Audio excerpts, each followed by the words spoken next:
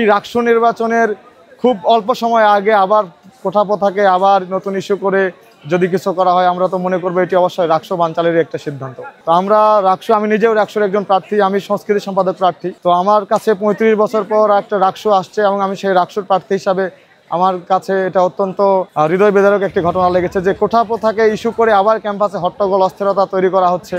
তো এটা আসলে আমাদের শিক্ষার্থী এবং ভোটার প্রার্থী সকলের কাছে একটা অকল্পনীয় এবং অসম্ভাবীয় একটা দুর্বিষহ ঘটনা। আর এভাবে আমি একজন সাংস্কৃতিক কর্মী, তো আমি আমার সংস্কৃতির জায়গা থেকে প্রতিবাদ করার চেষ্টা করেছি।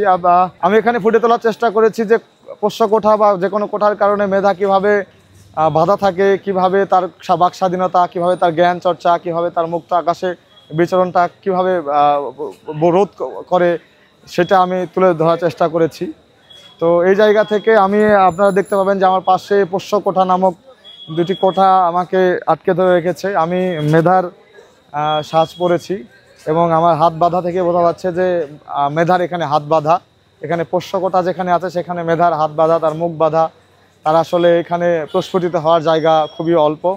তো সেই চিত্রটি আমি তুলে ধরার চেষ্টা করেছি এবং এটা আমার সাংস্কৃতিক প্রতিবাদ। কোঠা প্রথা যেহেতু বিলুপ্ত হয়েছিল, এটা বিলুপ্তই থাকবে। এটা নিয়ে আর ক্যাম্পাসে অস্থিরতা হট্টগোল করার কোনো প্রয়োজন নেই। কোঠা বিলুপ্ত হয়েছিল, এটা বিলুপ্তই থাকবে। পোষ্য কোঠা শতভাগভাবে বিলুপ্ত করা হবে এবং এটা আর যেন কখনো ফিরে না আসে।